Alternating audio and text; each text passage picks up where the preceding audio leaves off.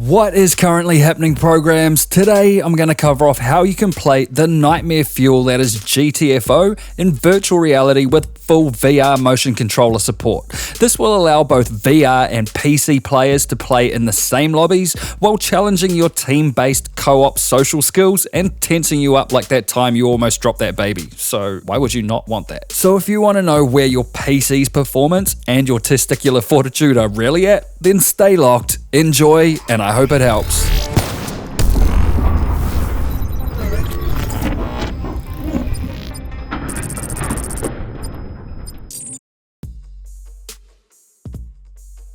First, if you're using Oculus Rift, start up Oculus Home.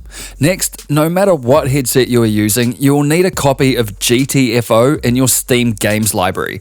Now, just right-click on the name of the game, go to Properties, and on the General tab, make sure this Use Desktop Game Theater while SteamVR is active box is unticked.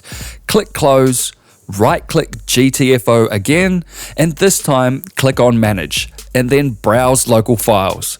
This will open the folder where all your GTFO Steam game files are stored on your PC. You can see mine is on my C drive in the GTFO folder. Now, just check the link in the description of this video and click on the VRFun Unity plugin link and download the latest version that is listed here.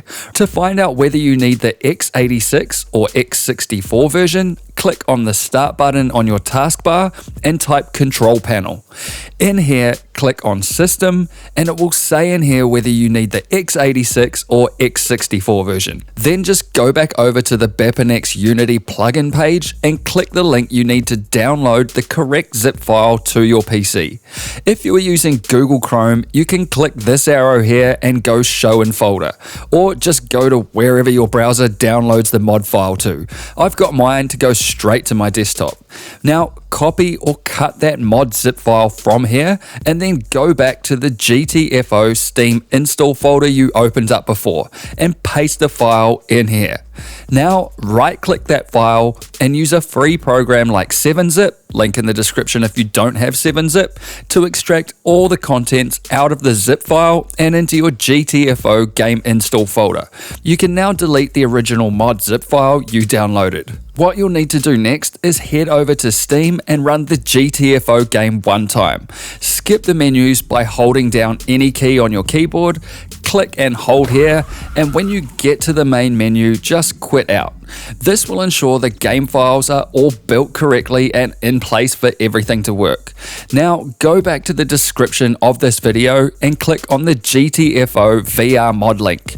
Once that loads up, just scroll down to the latest zip file that contains the GTFO mod. At the time of this video, it's at version 0.4. Then click that link to download the mod zip file to your PC. Once again, go to the download location of that file on your PC, cut or copy the file from there, open up your GTFO Steam install folder and paste in here. Then right-click the zip file and extract it using 7-Zip. You can now delete the original zip file you downloaded. And that's the basic mod install taken care of. Now you'll need to set up your VR controller button mappings, aka your controller bindings. You may find that your VR controllers work right out of the box with this game, but if they don't, which mine didn't, then you'll want to head back over to Steam and start SteamVR. Now start GTFO from your Steam library and just click OK on any warning messages you get popping up. Once that is running, go into the SteamVR settings menu, click on the controllers tab, and then click the show button down here to open up the advanced settings. Click on the show old binding UI button and then double click on GTFO VR. In this menu, you'll see your current default controller binding. You can see that I'm using an Oculus Rift, and below that a bunch of bindings made by other members of the gaming community. Feel free to try any of these out by clicking on the activate button of any community binding, and you'll see it appear in the top here where it shows your current binding.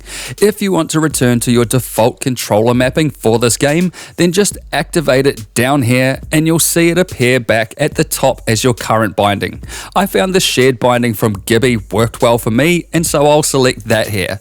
Once you're good, you can close these windows down. And the last thing you will need to do is some simple tweaks to get this game running smoothly. So go into the BepInEx folder, the config folder, and right click this config file. Then open with Notepad. This is where we'll make all our tweaks. First, if you find that your PC is struggling to play this game in VR, one easy tweak you can make to boost performance is to go to the 9th line down where it says Light Render Resolution Tweak and change this value here to 2. This will give you a performance boost at the expense of some slight artifacting on lights in the game, which you may or may not notice. Here, you can opt to use a gamepad instead of VR controllers by setting this value to false. You can turn off real-life in-game crouching by setting this value to false. If you want to use your left hand as your main hand instead of your right, change this value to true. The mod also supports holding two-handed weapons in-game with two hands, but if you find your hands sticking together in-game and you want to disable it, you can do that by setting this to false. And here in the UI section, you can see that the compass in-game is disabled by default. If you want to view the compass in-game, then just set this to false. When you are done making all your changes, save the file and then close it out. You can also edit this file while the game is still running and then just jump back in the game to see the changes being reflected. With all that done, you can now put on your VR headset, head into the middle of your play space, and then get your copy of Animal Crossing handy because there's going to be a bit of a come down for this one. Enjoy! Run. And that's it for this tutorial. You can help support this channel by grabbing exclusive rewards on Patreon, and if you like this video, then crush that like button, have your say in the comments below, and hit the XO logo to subscribe if you wanna. I'll see you in the next one. Peace!